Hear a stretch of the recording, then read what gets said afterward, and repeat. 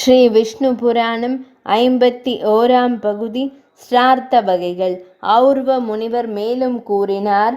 பிள்ளை பிறந்தவுடன் தந்தையானவன் தான் உடுத்தியிருக்கும் வஸ்திரத்துடன் நீராட வேண்டும். உடனே ஜாத கர்மமும் அப்பியுதய ஸ்ரார்த்தமும் செய்ய வேண்டும். அந்த ஸ்ரார்த்தத்தில் தேவர்களுக்காகவும் பித்துர்களுக்காகவும் இரட்டையாக பிராமணர்களை பரித்து அவர்களை பிரதிக்ஷிண வரிசையாக பூஜித்து போஜனமும் செய்விக்க வேண்டும். கிழக்கு முகமாகவோ வடக்கு முகமாகவோ இருந்து கொண்டு இலந்தையுடன் தயிர் சேர்த்த அக்ஷதையுடன் செய்த பண்டங்களை தேவ தீர்த்தத்தினாலாவது பிரம்ம தீர்த்தத்தினாலாவது கொடுக்க வேண்டும். இந்த ஸ்ரார்த்தத்தினால் நாந்தி முகமாக இருக்கும் பித்துர்கணம் மிகவும் திருப்தி அடையும். ஆகையால் புத்திரன் புத்திரிகளுக்கு திருமணம் செய்யும் போதும் கிரக பிரவேசங்களிலும் சிறுவருக்கு பெயரிடும் போதும் சீமந்தத்திலும் உபநயனத்திலும் புத்திரன் முதலானோரின் முகதரிசனத்திலும் மற்றுமுள்ள விருத்திகளில் எல்லாம் நாந்தி ஸ்ரார்த்தம் அவசியம் செய்ய வேண்டும். அரசனே, இதுவரை பித்துர்களின் பூஜா கிரமத்தை கூறினேன். இனி இறந்தோருக்காக செய்யும் கர்ம விதிகளை கூறுகிறேன், கேட்பாயாக. இறந்தவருடைய தேகத்தை நல்ல தண்ணீரை கொண்டு நீராட்டி மாலைகளால் அலங்கரித்து விதிப்படி தகனம் செய்து பந்துக்கள் அனைவரும் உடுத்தியிருக்கும் ஆடைகளுடனேயே நீராடி குளித்து தெற்கு முகமாக இருந்து இரு இன்னானுக்கு என்று தன் இரு கைகளாலும் தண்ணீரை எடுத்து தர்ப்பணமாக விட வேண்டும். அப்படி செய்த பிறகு மாடுகள் பிரவேசிக்கும் போதாகிலும் நட்சத்திரங்கள் காணும் போதாகிலும் கிரகத்தினுள் பிரவேசித்து தரையில் புல் முதலியவற்றை பரப்பி அவற்றின் மீது படுத்து கொள்ள வேண்டும். இப்படியே இருந்து தீட்டு காரியங்களை செய்ய வேண்டும். அதாவது காலையில் மட்டும் ஒருமுறை புசித்து கொண்டு தினந்தோறும் இறந்தவனுக்கு தரையில் பிண்டம் போட வேண்டும். பந்துக்கள் புசிப்பதனால் இறந்தவனுக்கு திருப்தி ஏற்படும். 1வது 3வது 7வது 9வது நாட்களில் வஸ்திர தானமும் ஊருக்கு வெளியே ஸ்நானமும் செய்து எள்ளும் தண்ணீரும் விட வேண்டும். 4வது நாளில் அஸ்தி சஞ்சயனம் செய்ய வேண்டும். சஞ்சயனமான பிறகு 7 தலைமுறைக்கு உட்பட்டவரை தீண்டினாலும் குற்றமில்லை. 7 தலைமுறைக்கு மேற்பட்டவர்களான சமானோதகரோ வாசனை பூச்சு பூமாலை முதலிய போகங்களை தவிர மற்றெல்லா கிரியைகளுக்கும் யோக்கியராவார். சபிண்டரும் சஞ்சயனம் கழித்த பிறகு படுக்கையில் படுக்கவும் ஆசனத்தில் உட்காரவும் செய்யலாம். ஸ்திரீ போகம் மட்டுமே கூடாது. சிறுவனும் மகாநதி மலையினூடே உள்ள தேசாந்திரங்களுக்கு போனவனும் ஜாதி குலாச்சாரங்களை விட்டு பதிதனானவனும் சந்நியாசியும் மரணமடைந்தால் அப்போது ஸ்நானம் செய்வதாலேயே தீட்டு போகும்.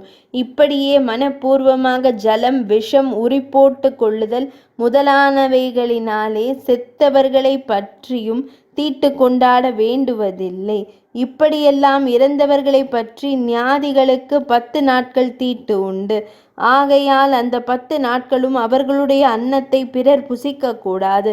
அவர்களும் தானம் கொடுத்தல், தானம் வாங்குதல், யாகம் செய்தல், வேதம் ஓதுதல் முதலிய கர்மங்களை செய்யக்கூடாது. பிராமணருக்கு 10 நாட்கள் தீட்டு, சத்திரியர்களுக்கு தீட்டு 12 நாட்கள், வைசியருக்கு அரை மாதம், சூத்திரருக்கு 1 மாதம் ஆகும். இப்படியாக தீட்டிலிருந்து அது அழியும் கடைசி நாளில் ஒற்றைப்படை பிராமணரை வைத்து விதிப்படி போஜனாதிகள் செய்வித்து அந்த பிராமணர் புசித்த பாத்திரத்தின் சமீபத்தில் தர்பைகளை பரப்பி இறந்தவனுக்கு பிண்டம் போட்டு ஆதி ஏகோதிஷ்ட சிரார்த்தத்தை நிறைவேற்ற வேண்டும். இதை செய்த பிறகு பிராமணர் முதலிய 4 வருணத்தினரும் முறையே தண்ணீர், ஆயுதம், கசை, தடி இவற்றை ஸ்பரிசித்து சுத்தராக வேண்டும். பிறகு யாவரும் தங்கள் வர்ணங்களுக்குரிய வைதீக கர்மங்களையும் பிழைப்பு வேலைகளையும் செய்யலாம். கர்த்தாவானவன் மாதந்தோறும் இறந்த திதிகளில் ஏகோதிஷ்ட விதியினால் மாசிமகம் செய்து வர வேண்டும். அந்த ஏகோதிஷ்டங்களில் ஆஹ்வானம், அக்னி நௌகரணம், வைஸ்வதேவி கவிபிர நிமந்திரணம் ஆகிய இவற்றை செய்யலாகாது. மேலும் அதில் ஒரு பவித்திரத்தோடு ஒரு அர்க்கியம் கொடுக்க வேண்டும். பிராமணர் புசித்த பிறகு பிரேதனுக்கு ஒரே பிண்டம் போட வேண்டும். எஜமானன் அபிரம்யதாம் என்று கேட்க பிராமணர்கள் அபிரதாஸ்ம என்று பதில் கூற வேண்டும். கடைசியாக இன்னாருக்கு இது அக்ஷயம் என்று சொல்ல வேண்டும். இப்படியே வருடம் முடிவு வரையில் ஏகோதிஷ்ட விதியால் சிராத்தம் செய்து பிறகு சபண்டீகரணம் செய்ய வேண்டும். அதுவும் ஆண்டின் இறுதியிலாவது 6 மாதத்திலாவது 12ஆம் நாளிலாவது ஏகோதிஷ்ட விதியினாலேயே செய்ய வேண்டும். அதில் எள்ளும் வாசனை திரவியமும் கலந்த ஜலத்தினால் நிறைக்கப்பட்டவைகளாய் பிதுர்களுக்காக 3 அர்க்கிய பாத்திரங்களும் பிரேதனுக்காக 1 அர்க்கிய பாத்திரமும் வைத்து அந்த பிரேத பாத்திர ஜலத்தை பிதுர் பாத்திரம் 3லும் கலக்க வேண்டும். இப்படியாக அர்க்கிய சம்யோஜனம் செய்வதால் அந்த பிரேதன் பித்ருத்துவத்தை அடைய அவன் முதலான பித்துர்களை பார்வணம் முதலான சிரார்த்த விதிகளால் அர்ச்சிக்க வேண்டும். இறந்தோனுக்கு கர்மம் செய்ய வேண்டிய கர்த்தாக்கள் புத்திரன், பௌத்திரன், புத்திரனுடைய பௌத்திரன், சகோதரன், அவனுடைய சந்ததி, சப்பிண்டருடைய சந்ததி ஆகிய இவர்களில் முந்தினவர் இல்லாத போது பிந்தியவர் முறையே கனர்த்தாக்களாகிறார்கள். இவர்கள் எல்லோருமே இல்லாத போது சமானோதகருடைய சந்ததியும் அதன் பிறகு தாயின் பக்ஷத்து சபிண்டருடைய சந்ததியும் அதன் பின் அந்த பக்ஷத்துக்கு சமோனதக சந்ததியும் முறையே கிரியை செய்ய வேண்டும். இந்த 2 குலங்களும் நசித்து போனால் பெண்டுக்கள் இந்த கிரியைகளை செய்யலாம். பிறகு பிதாவின் சார்பிலும் மாதாவின் சார்பிலும் உள்ள சபிண்ட சமோனதர்களாகிலும் அல்லது சகாத்தியாயி சீடன் முதலானவர்களாகிலும் ஒரு கூட்டத்தில் சேர்ந்தவர்களாகிலும் கர்மம் செய்யலாம். இந்த கிரியைகளில் பூர்வங்கள் என்றும் மத்தியமங்கள் என்றும் உத்தரங்கள் என்றும் 3 விதங்கள் உண்டு. தகனம் தொடங்கி தண்ணீரை தீண்டும் அளவில் உள்ளவைகள் பூர்வ கிரியைகளாகும். மாதந்தோறும் செய்யத்தக்க மாசிகங்கள் மத்திம கிரியைகள்.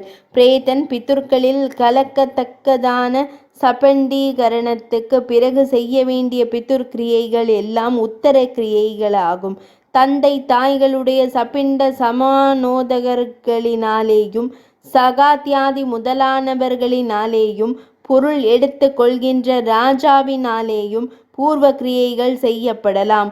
உத்தர கிரியைகளோ புத்திரன் முதலானவர்களினாலேயே செய்யப்பட வேண்டும் அல்லது புத்திரியின் புத்திரர்களாலும் செய்யலாம். பெண்களுக்கும் ஆண்டுதோறும் இறந்த திதிகளிலேயே ஏகோதிஷ்ட விதியினால் உத்தர கிரியை செய்ய வேண்டும். அரசனே, அந்த உத்தர கிரியைகளை எப்பொழுதும் எப்படி எப்படி செய்ய வேண்டுமோ அந்த கிரமங்களை கூறுகிறேன். 51ஆம் பகுதி நிறைவடைந்தது.